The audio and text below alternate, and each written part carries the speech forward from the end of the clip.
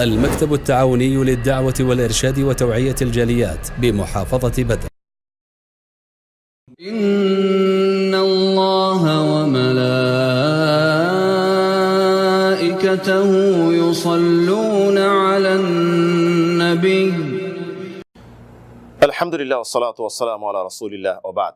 সুপ্রিয় মুসলিম ভাই বোনেরা, সালাতু ওয়াস সালাম তথা রাসূল সাল্লাল্লাহু আলাইহি ওয়াসাল্লামের প্রতি শ্রদ্ধা ভরে রহমতের দোয়া করা এবং তাকে সালাম দেওয়া, যা আমাদের নিকট দরুদ বলে পরিচিত। এটি আমরা দৈনিক কতবার পড়ব?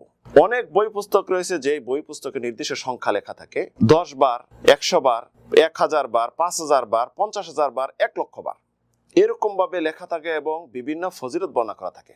তাহলে আসলে কি এই সমস্ত সহিহ হাদিস দ্বারা সাব্যস্ত রয়েছে? কখনো নয়, এটি সহিহ হাদিস দ্বারা সাব্যস্ত নয়। দরুদ ও সালাম যত পড়বেন অত আপনার জন্য কল্যাণ হবে, অত আপনার জন্য মঙ্গল হবে। উবাই ইবনে কাবের হাদিস, যে হাদিস স্পষ্ট করে দিয়েছেন দরুদের নির্দিষ্ট কোনো সংখ্যা নেই।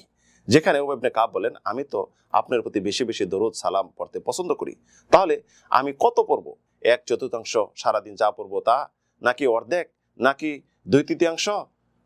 তখন রাসূলুল্লাহ বললেন, ভালো, তবে আরো যদি বেশি পড়ো তোমার জন্য মঙ্গল। তখন উবাই ইবনে কাব বললেন, আমি সারাদিন যা দোয়া করব বা সব আপনার জন্যই। তখন রাসূলুল্লাহ বললেন, ইদান তাকফা হাম্মুক ওয়া ইগফারু লাকা যামবুক, তাহলে তোমার এটি তোমার দুনিয়ার জন্য যথেষ্ট হবে এবং তোমার গুনাহ মোচন হবে। অন্যত্র রাসূলুল্লাহ বলেন, মান সাল্লা আলাইয়া সালাতান ওয়াহিদা, যে ব্যক্তি আমার উপর একবার দরুদ পড়বে, সাল্লাল্লাহু আলাইহি আশারা সালাওয়াত, আল্লাহ রাব্বুল আলামিন তার উপর 10 বার রহমত বর্ষণ করবেন। অন্যত্র রাসূলুল্লাহ বলেন, মান সাল্লা আলাইয়া সালাতান ওয়াহিদাতান, যে ব্যক্তি আমার উপর একবার দরুদ পড়বে, সাল্লাল্লাহু আলাইহি আশারা সালাওয়াত, আল্লাহ রাব্বুল আলামিন তার উপর 10 বার রহমত বর্ষণ করবেন।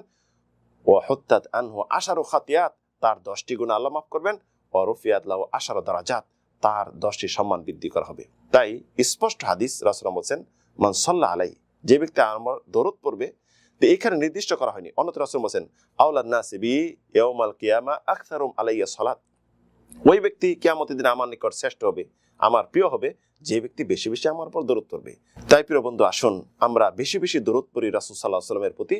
আর নির্দিষ্ট সংখ্যা গণনা করে যদি আমরা দরুদ পড়ে থাকি ইতিপূর্বে, এ থেকে আমরা বিরত থাকি এবং দরুদ ব্যাপকভাবে যেটা পড়ার কথা আছে এটা পড়ি এবং আজ থেকে নিজে আমল করি এবং বন্ধুদেরকে এটা হাদিয়া দেই। আল্লাহ রাব্বুল আলামিন তৌফিক দান করুন। আমিন, আল্লাহুম্মা আমিন।